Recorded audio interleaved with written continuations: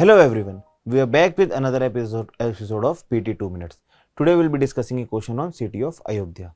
I will give you some time, try to mark the correct answer. So now let's discuss each statement one by one. First statement says the city served as the capital of ancient Kosal kingdom. Yes, thus Ayodhya was the capital of Kosal kingdom.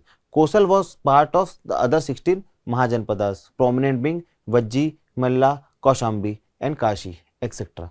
So Ayodhya served as the capital of Kosal kingdom. So this statement is correct. Second statement says the city is situated on the bank of river Saryu, a tributary of Gandak river. So till here the statement is correct. Ayodhya is situated on the bank of river Saryu, but it is not a tributary of Gandak, but it is tributary of Ghaggar.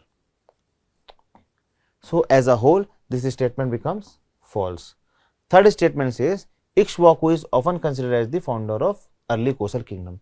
So yes, this statement is very much correct.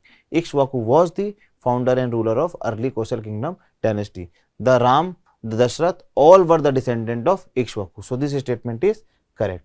So answer becomes only 2.